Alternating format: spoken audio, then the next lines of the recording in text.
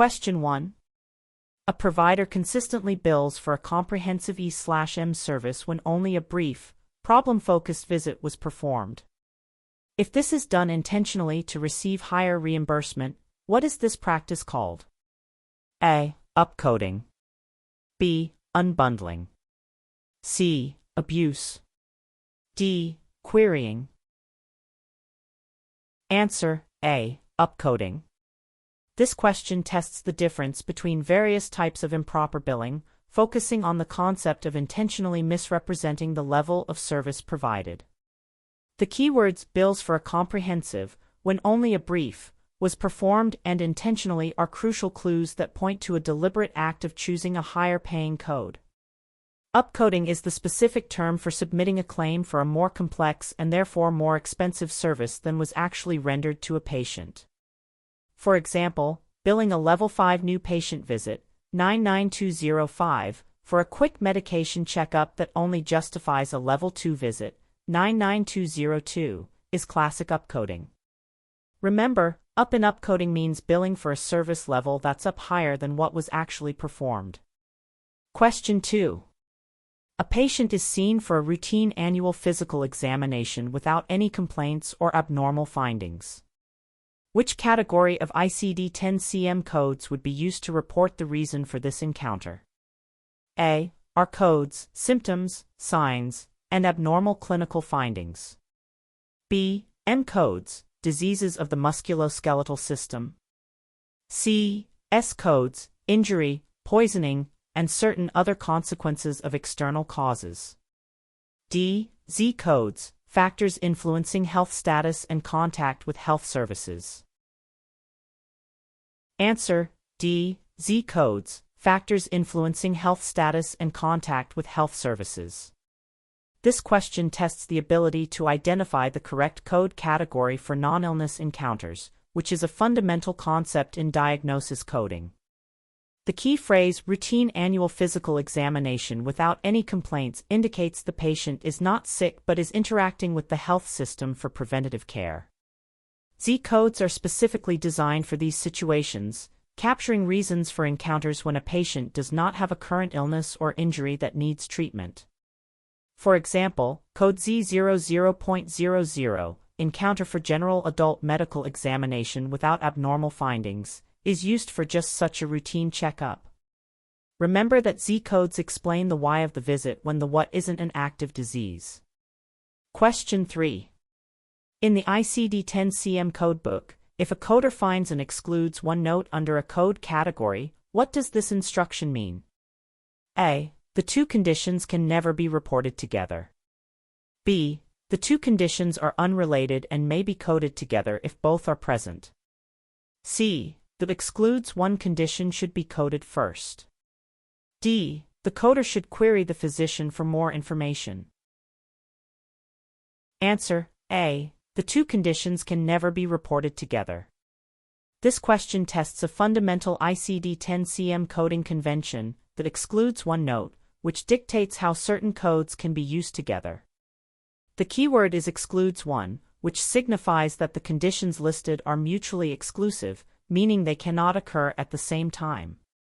Therefore, an excludes one note under a code indicates that the excluded code should never be used at the same time as the code above the note. For example, a code for a congenital condition would have an excludes one note for the acquired form of the same condition, as a condition cannot be both present at birth and acquired later in life. Just remember, excludes one means one code or the other, but never both together. Question 4. A patient is treated for a fracture of the left arm sustained after falling from a ladder at their home.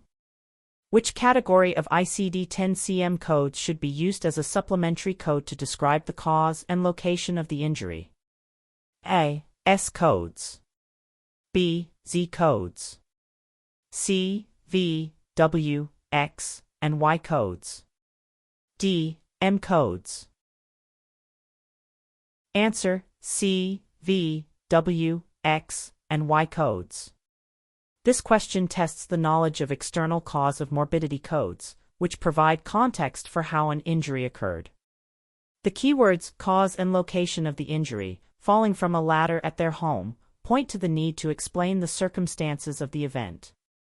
The V, W, X, and Y codes in ICD-10-CM are used for this exact purpose, providing valuable data on the circumstances surrounding an injury or health event for public health and safety analysis. While the fracture itself is coded from Chapter 19, S codes, the external cause codes add critical context. For this scenario, one would use a W code for the fall from a ladder and a Y code for the location, home, in addition to the S code for the fracture. Remember, external cause codes answer the questions, how, where, and when did this injury happen? Question 5. A medical report describes a wound as being on the anterior surface of the forearm. Where is the wound located? A. On the back or rear side. B. On the front or belly side. C. Closer to the point of attachment. D. Farther from the point of attachment. Answer: B. On the front or belly side. This question tests knowledge of basic anatomical directional terms, which are essential for correctly identifying locations on the body from medical documentation. The keyword anterior is a fundamental term in medical terminology that refers to the front of the body or a body part. Its opposite is posterior, which means the back side, while proximal and distal refer to proximity to the point of attachment. For instance, the kneecap is on the anterior side of the leg, while the back of the knee is on the posterior side. A helpful way to remember is that anterior sounds a bit like ante, as in a poker game, which you put in front of you. Question 6. A patient is admitted with sepsis due to a severe urinary tract infection, UTI. How should the ICD-10-CM codes be sequenced? A. Code for the UTI first, followed by the code for sepsis.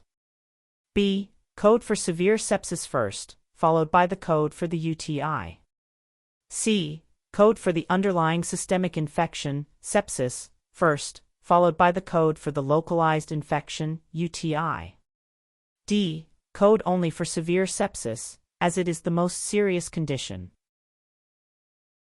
Answer: C. Code for the underlying systemic infection, sepsis, first, followed by the code for the localized infection, UTI.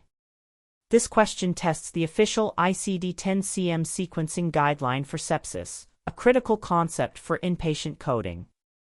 The key clue is sepsis due to A. UTI, which establishes a cause and effect relationship where the UTI led to the more widespread condition of sepsis.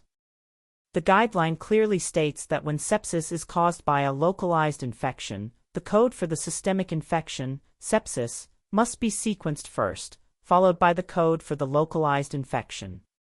For example, if the documentation stated sepsis due to pneumonia, the coder would assign the code for sepsis first, then the code for pneumonia.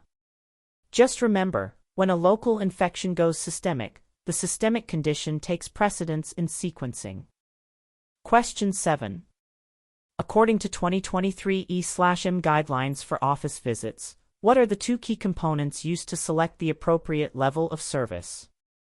A. History, examination, and medical decision-making, MDM. B. Total time spent by the physician and the number of diagnoses. C. Medical decision-making, MDM, or total time on the date of the encounter. D. The complexity of the problem and the risk of complications. Answer: C. Medical decision-making, MDM, or total time on the date of the encounter. This question tests knowledge of the most current evaluation and management, E/M, coding guidelines, which represented a significant change in practice. The CLU 2023 E/M guidelines points to the new system where the traditional components of history and physical exam are no longer used to determine the level of an office visit code. Under the current rules, the level of service is selected based on either the complexity of the medical decision-making, MDM, or the total time spent by the provider on the date of the service. For example, a follow-up visit can be coded as 99214 based on a moderate level of MDM or by documenting 30 to 39 minutes of total provider time.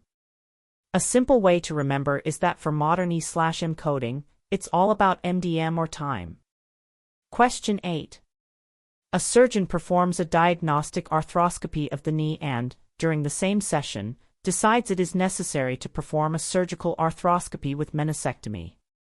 Which modifier would be appended to the meniscectomy code to indicate it was a distinct procedural service from the diagnostic scope? A. -51. B. -59. C. -25. D. -79. Answer: B. -59.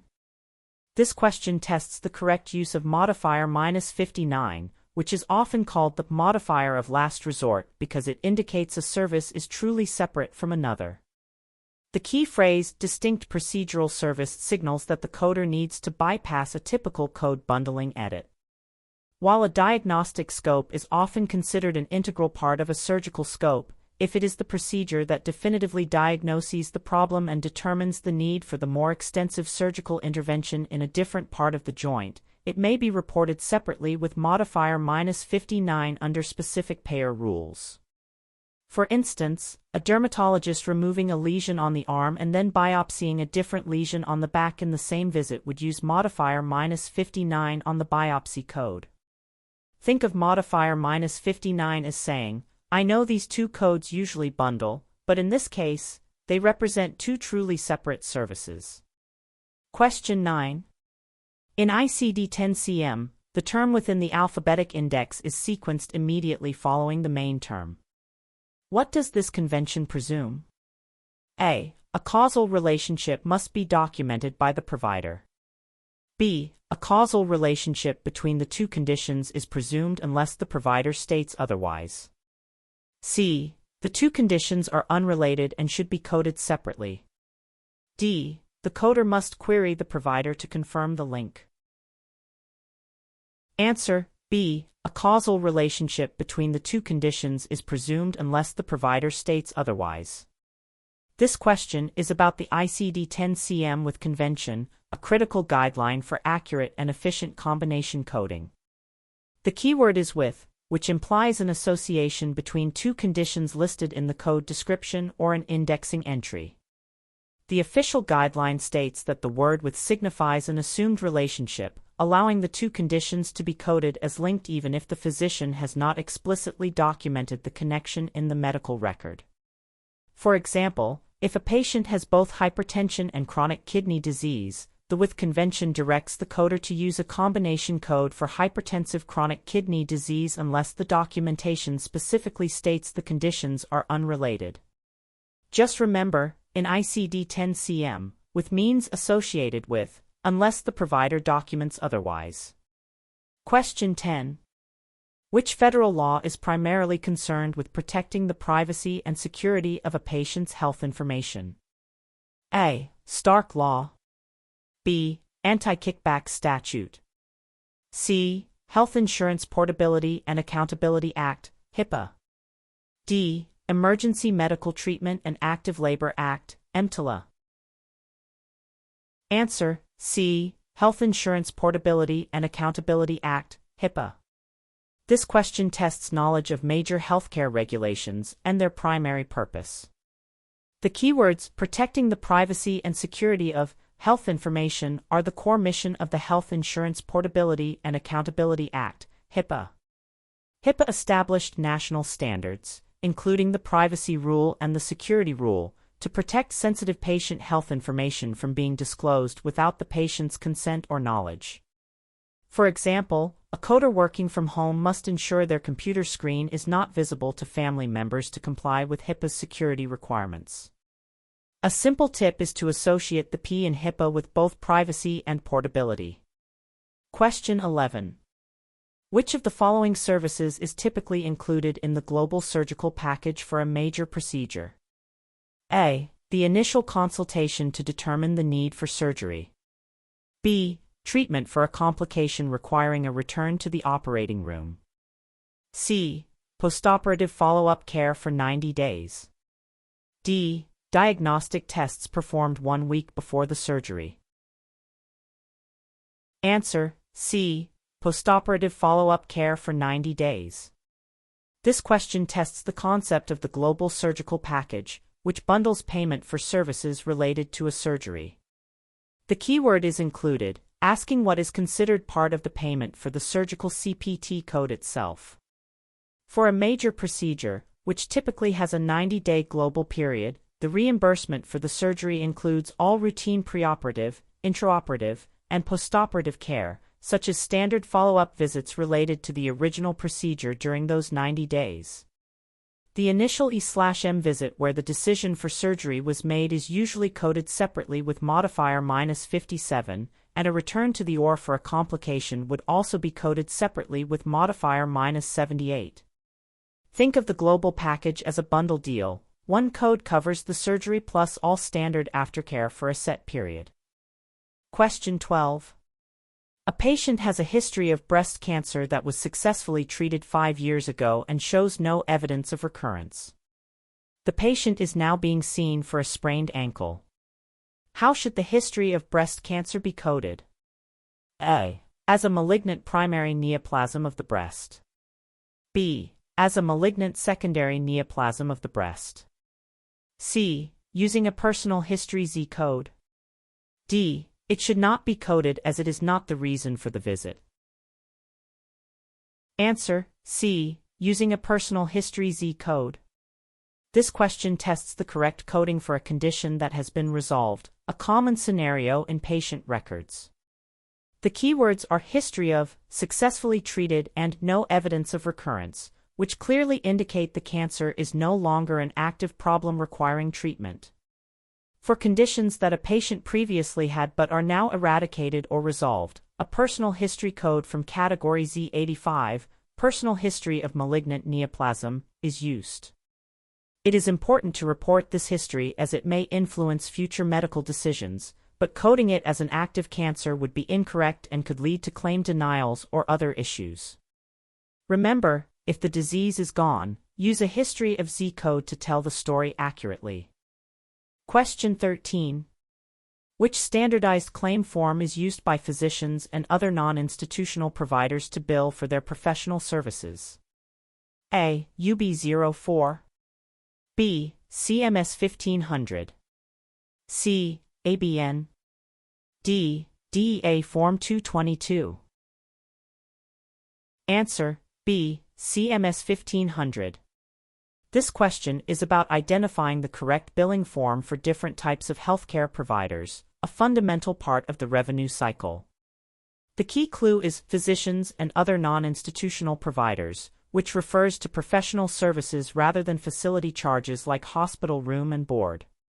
The CMS 1500 form is the standard paper claim used by professionals to bill Medicare, Medicaid, and other insurance payers for services like office visits and physician-performed procedures. In contrast, the UB04 form is used by institutional facilities like hospitals for their charges. A good way to remember this is that the CMS 1500 is for the professional, while the UB04 is for the facility. Question 14. Which government agency publishes a work plan each year that outlines its priorities for investigating fraud and abuse in federal healthcare programs like Medicare and Medicaid? A. Centers for Medicare and Medicaid Services, CMS. B. The Joint Commission, TJC. C. American Medical Association, AMA. D. Office of Inspector General, OIG. Answer: D. Office of Inspector General, OIG. This question tests knowledge of key regulatory bodies in healthcare compliance and their specific roles. The crucial clue is the work plan that focuses on investigating fraud and abuse in government health programs.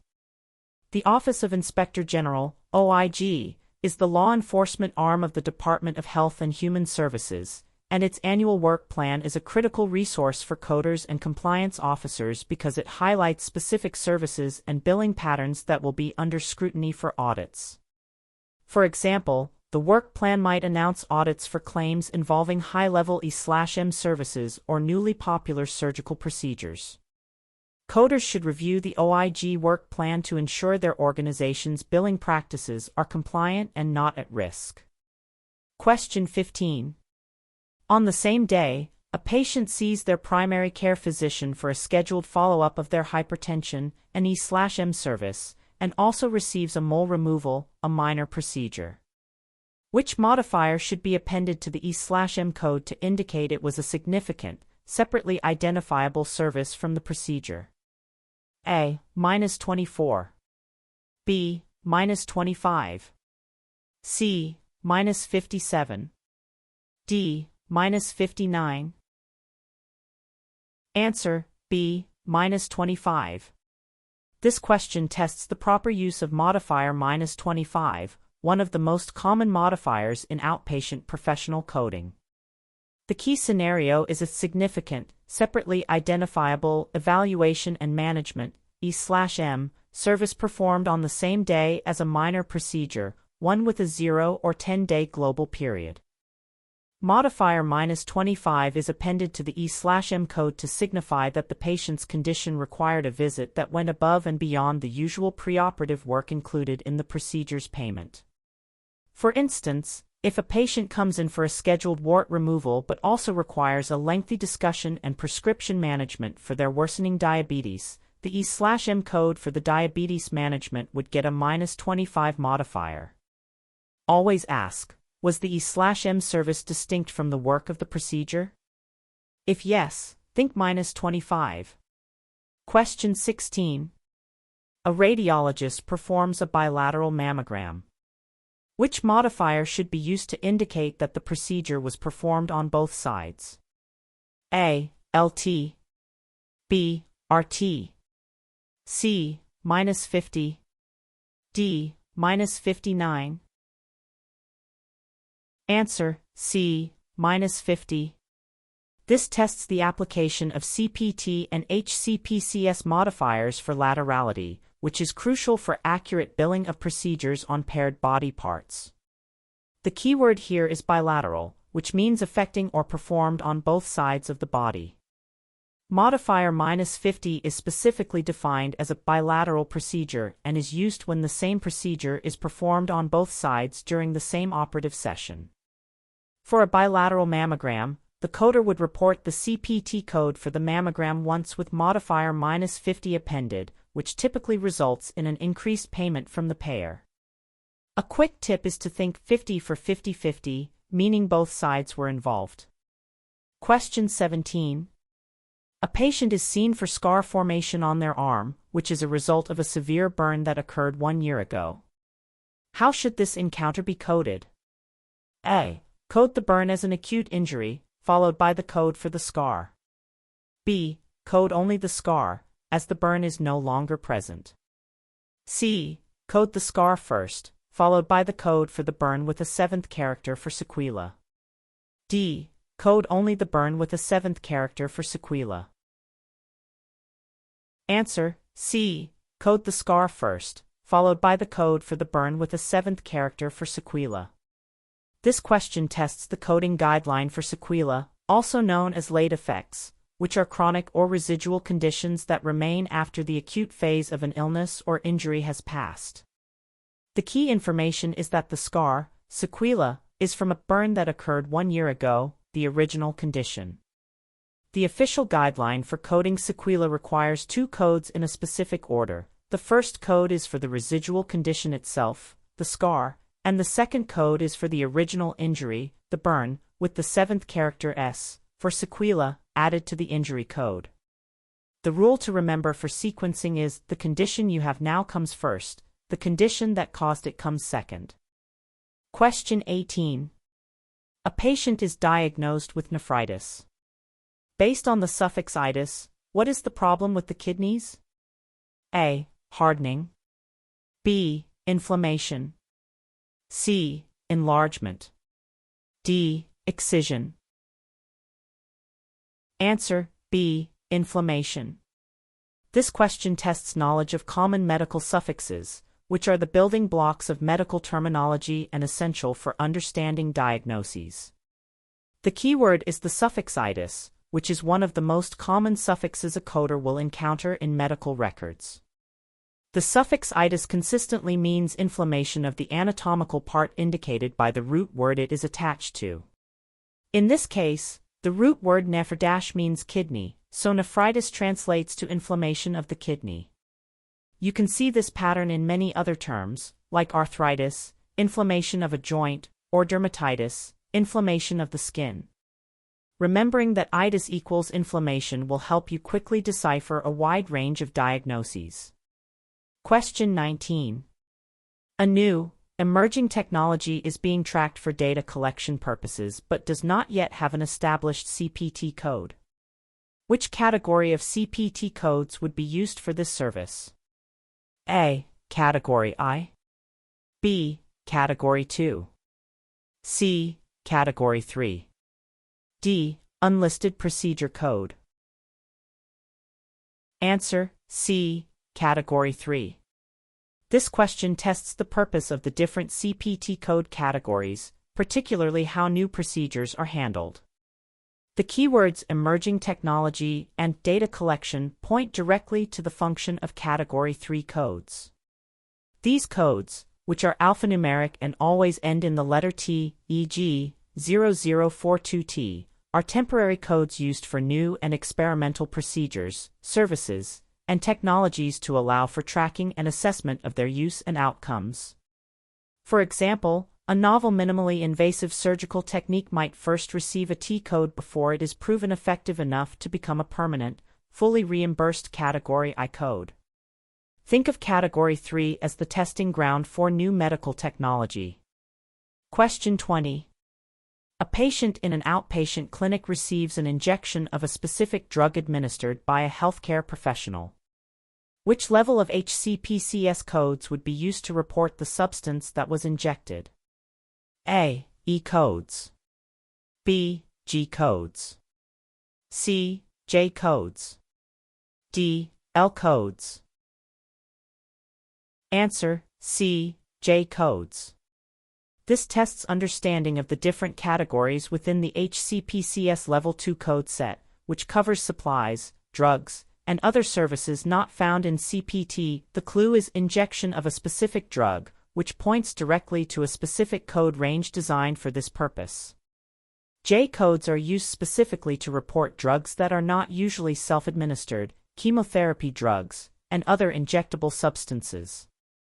For example, J1030 would be used to report an injection of methylprednisolone acetate, while the administration of the injection would be reported with a separate CPT code. A good way to remember this is to think J for jabs or J for injections. Question 21. A Medicare patient requires a specific diagnostic test, but the physician is unsure if it will be covered. Which of the following would provide the most definitive information on whether Medicare will cover the service in their region? A. The OIG work plan. B. An advance beneficiary notice of non-coverage, ABN. C. A national coverage determination, NCD, or local coverage determination, LCD. D. The HIPAA privacy rule. Answer: C. A national coverage determination, NCD, or local coverage determination, LCD. This question addresses the concept of medical necessity and how providers determine coverage rules for the Medicare program. The key phrase, whether Medicare will cover the service, points directly to coverage determination policies. NCDs and LCDs are official policies that spell out the specific circumstances, diagnoses, and frequency limits under which Medicare will pay for items or services, defining what is considered medically reasonable and necessary. An ABN is a form given to the patient after a provider suspects a service won't be covered based on these policies, not the source of the policy itself.